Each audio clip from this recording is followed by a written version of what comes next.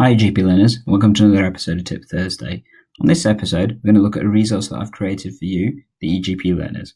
So this is the eGP Drama Plan, and this stands for the eGPlearning General Practice Disaster Record and Management Action Plan.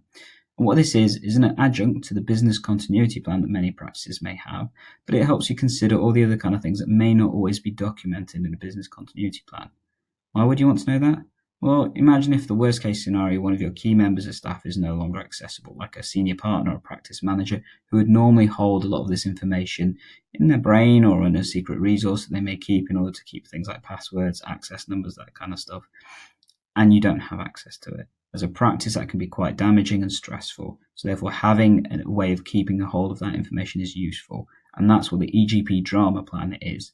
It's a simple document that you may be able to either store in hard copy form, but I would recommend it's kept in a practice safe, for example, or preferably electronic form so you can adapt it and renew it on a regular basis, either on an encrypted USB stick or on your practice intranet, making sure it's password protected, in which case you use something like the Word document that you can see here. In order to access them, it's held on our eGPlearning GP productivity page, which in order to access, I'm afraid you will need to be part of the eGPlearning platform. And to do so, just simply go to the website and sign up. You'll be then sent the codes and everything to look at the document. In order to see it, well, let's have a look. This is the PDF version, so you can download it and obviously keep this as a hard copy if you prefer.